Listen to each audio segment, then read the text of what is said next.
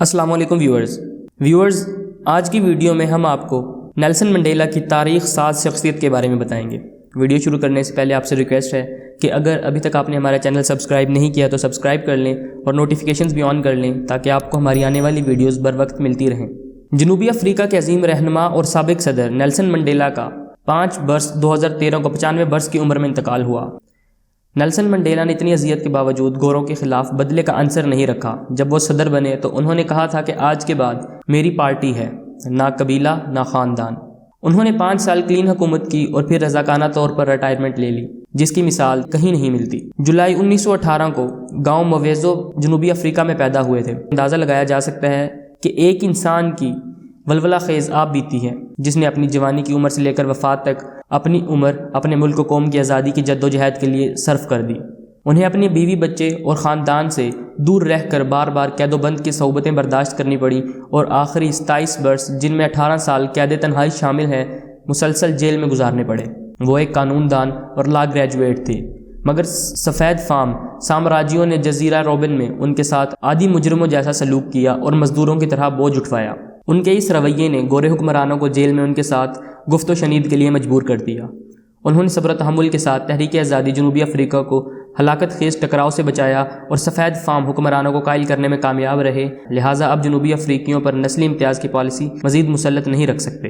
تاریخی حیثیت میں جنوبی افریقہ میں جب 17ویں صدی میں یورپی آبادکاروں کی آمد بڑھتی چلی گئی تو انہوں نے وہاں کے سیاہ فام عوام کے ساتھ امتیازی یا نسلی تفریق کی ایک ایسی بنیاد رکھ دی جو اگلی صدیوں میں حقوق و مراعات کی شکل میں مزید گہری ہوتی چلی گئی اور 1948 میں اس تفریق کو قانونی شکل دے کر سیاہ فام کو مزید غلامی کی طرف دھکیل دیا۔ اس پر وہاں ظلم و ستم کی نئی داستانیں شروع ہو گئیں اور گورے حکمرانوں کے خلاف نفرت کے اظہار نے وہاں چند ایسے لیڈر پیدا کر دیے جو جنوبی افریقہ کو آزاد کروانے کے خواہشمند نظر آنے لگ پڑے۔ نیلسن منڈیلا بھی انہی میں سے ایک تھے۔ انہوں نے اپنا بچپن اور جوانی افریقہ کے تمام بچوں کی طرح کھیلتے کودتے گزاری، ساتھ میں اسکول میں تعلیم حاصل کرتے رہے۔ بعد ازاں کالج سے BA کرنے کے بعد ملازمت کے دوران قانون کی تعلیم حاصل کرتے رہے۔ انہوں نے اپنی آپ بیتی میں لکھا ہے کہ مجھے یاد ہے کہ ایک روز میں لیکچر میں چند منٹ لیٹ سے گیا تو گورے طالب علم کے ساتھ والی نشست پر بیٹھ گیا۔ اس نے اپنی چیزیں اکٹھی کیں اور مجھ سے پرے جا کر بیٹھ گیا۔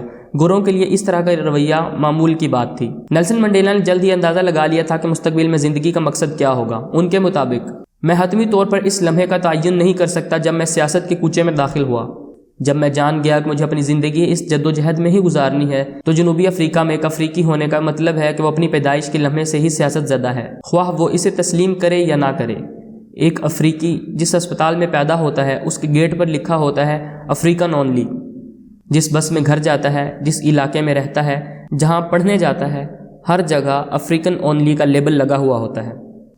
Nelson Mandela African national Congress میں شمولیت کے بعد جلد ہی اس جماعت کے اہم نمائندے بن کر ابھرنے شروع ہو گئے۔ ظاہر سی بات تھی کہ گورے وہاں پہلے ہی اپنے خلاف کسی تحریک کو کامیاب نہیں ہونے دے رہے تھے، اوپر سے روز بروز بڑھتی ہوئی افراتفری ان سے برداشت نہیں ہو رہی تھی، لہٰذا ان کی حکومت کے خلاف کسی بھی منفی رویے پر جنوبی افریقہ کے کالے باشندوں کو سزائیں دینا عام بات تھی۔ اس صورتحال کا سامنا نیلسن منڈیلا کو بھی حکومت کے مخالف رویے کے وقت کرنا پڑا۔ آغاز کے دنوں میں ہی انہیں گرفتار کر کے جیل میں بھیج دیا گیا۔ نیلسن منڈیلا جیسے عظیم افریقی سیاست دان نے اپنے ساتھیوں کو بھی قائل کیا کہ اب تشدد کے بجائے مفاہمت اور گفت و شنید کی پالیسی ہماری کامیابی کا راستہ استوار کرے گی۔ رہائی کے بعد بھی مذاکرات کے کئی دور چلے اور پھر عبوری آئین اور آزادانہ انتخابات کے مرحلے طے پا گئے۔ 27 اپریل 1994 کو سیاہ فام جنوبی افریقی باشندوں نے زندگی میں پہلی بار ووٹ ڈالے اور ان کی جماعت افریقن نیشنل کانگریس نے 62.2% کی اکثریت سے انتخابات جیت لیے۔ انہی دنوں نیلسن منڈیلا کو نوبل پیس پرائز سے بھی نوازا گیا۔ 10 مئی 1994 کو انہوں نے جنوبی افریقہ کے پہلے سیاہ فام کی حیثیت میں صدر مملکت کا منصب سنبھالا اور 5 سال مکمل ہونے کے بعد 1999 میں رضاکارانہ طور پر ریٹائرمنٹ لے لی۔ نیلسن منڈیلا کا یہ وہ دور تھا جس کو گورے دیکھ کر بھی حیران رہ گئے کہ کسی گورے سے عداوت کی بنیاد پر نہ بذات خود بدلہ لیا، نہ اپنے اس قوم کو بدلہ لینے دیا جس نے جنوبی افریقہ ہماری اپنی قوم، ہماری اپنی زبان، ہماری اپنی سرزمین کی تحریک سے آزاد کروایا تھا، بلکہ تمام دفاتر میں گوروں کو اسی طرح ہی کام کرنے دیا جیسے ماضی میں کر رہے تھے۔ جن کھیلوں میں گورے زیادہ ماہر تھے ان کی ٹیمیں ان کی سرپرستی میں ہی رکھنے کا حکم دیا۔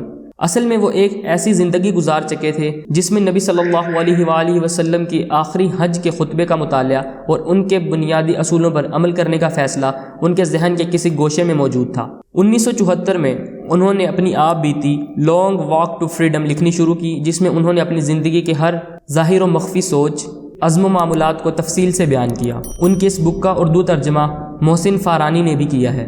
ویورز، امید ہے آپ کو یہ ہماری ویڈیو پسند آئی ہوگی۔ مزید ایسی ویڈیوز دیکھنے کے لیے چینل کو سبسکرائب کر لیں اور نوٹیفیکیشنز بھی آن کر لیں تاکہ آپ کو ہماری ویڈیوز بر وقت ملتی رہیں۔ اگلی ویڈیو تک کے لیے اللہ نگہبان۔